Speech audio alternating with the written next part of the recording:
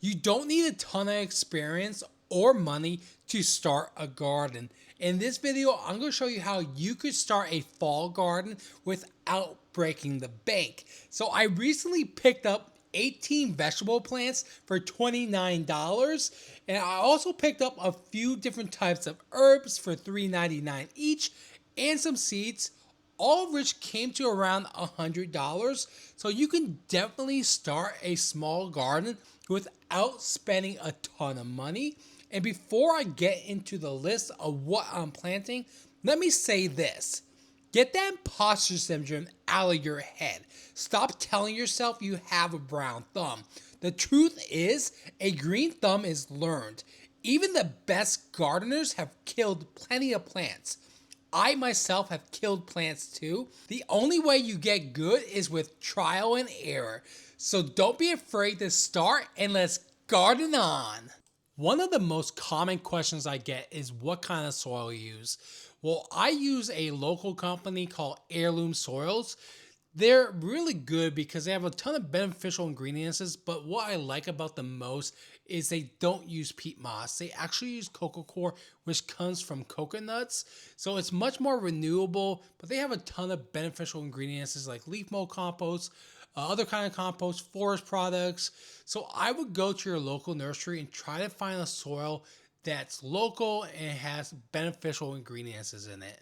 The first vegetable I'm planting in my fall garden is broccoli. I got two varieties, gypsy broccoli and green magic broccoli. These are reliable varieties that grow well in my area. To save space, I'm planting radishes in between the broccoli. Radishes grow super fast, ready in about 25 to 30 days, which means I can harvest them long before the broccoli is mature.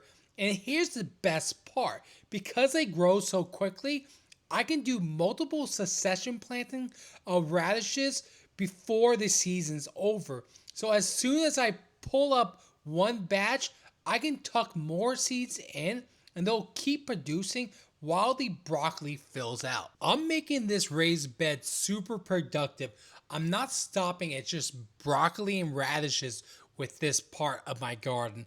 So I'm also planting some dill and both garlic and onion chives as companions. The dill's job is to attract beneficial insects like ladybugs and parasitic wasps, all of which go after pests like aphids and cabbage worms. But the chives, they pull double duty. They add flavor to the garden, but they also help deter pests with their strong smells, especially aphids and beetles.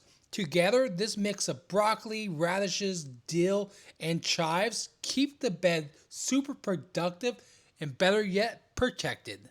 The next vegetable that's perfect for fall gardening is cauliflower. So I went with a few fun varieties this season. I got Darth Vader, which is a purple cauliflower, but I'll be honest, I picked it partly because I'm a Star Wars fan, but also because of its purple color. And I wanted some nice color in my garden, so I thought this would be a good pick. I also picked up some cheddar, which is a yellow cauliflower that I've grown before, and I really liked it. So another must-have in my garden this year again this fall. And I picked up some romesesco, which is technically a green cauliflower, but it has some crazy spiral look to it. One of the coolest vegetables I'm planting in my garden this season. To support the cauliflower, I'm planting cilantro and sage as companions. When cilantro flowers, it attracts hoverflies and lacewings that feed on aphids, which are one of the main pests that go after cauliflower.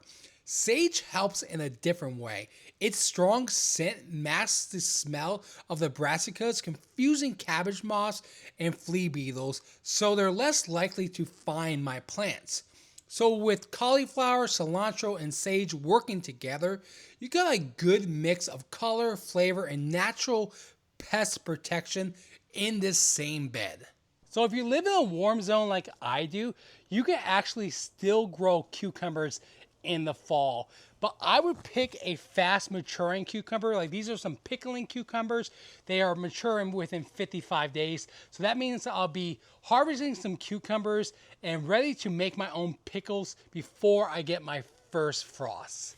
So if you haven't seen one of these towers before, this is called a green stock vertical garden tower. They're really good for herbs, but I'll be growing some beets in this tower because basically I ran out of space. So this is a problem that most gardeners have, is we see all of these plants and seeds at nurseries and we want to grow everything, and we make the same mistake every year. We buy too much. So might be a little bit of a tight squeeze, but I'm going to try to grow beets in this tower anyway. So basically we're going to put one seed in each pocket. I think there's 30 pockets in total. But I got some early wonder beets. These mature in 48 days. And then I got some gold beets. These are 55 days. Next up, we have Napa cabbage. So think of Napa cabbage as your regular cabbage, but taking it up a couple steps, because you can use this in stir fries and even homemade kimchi. It's a cool season crop that really shines in the fall once temperatures start to drop. Like other brassicas, it can attract pests like aphids and cabbage worms. So pairing Napa cabbage with some companions can really be beneficial. Just like with some of the other crops, using dill and cilantro can help bring in beneficial insects that can help protect these cabbages from some pests. Alright guys, I got all my fall vegetables and herbs planted in my garden. Let me know in the comments what you're growing this fall. If it's your first time starting a garden, if you have any questions, let me know in the comments. But if you found any information in this video helpful, please consider leaving a like and subscribing for more gardening videos. Till next time, I'll catch you on the flip side of the garden. Thanks for watching.